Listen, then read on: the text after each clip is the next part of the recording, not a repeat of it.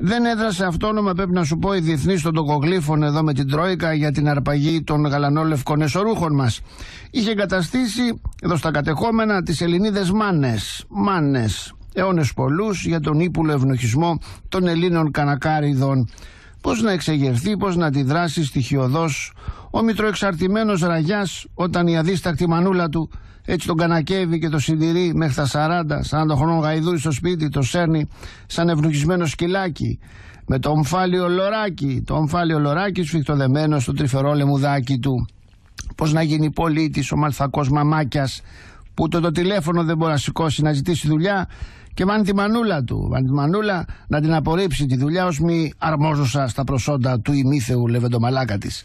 Ο Γιώκας μου, το σπλάχνο μου, ο Ιησούς Χριστός της ελληνικής οικογένειας που ζει με τη μάνα του μέχρι τα 33, πιστεύει ακράδαντα ότι η μανούλα είναι παρθένα, ο ίδιος μοναχοπέδι του Θεού και ότι δεν έχει γεννηθεί άλλη γυναίκα στον πλανήτη που θα μπορέσει να σκιάξει τα σουτζουκάκια της μητέρας του.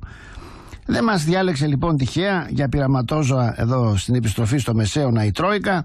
Τα αποστόφρονα κουτσαβάκια με τα τσολιαδίστικα καυτά μίνι είναι τα μαμόθρευτα φοβισμένα στρατιωτάκια της παγκόσμιας ποίησης.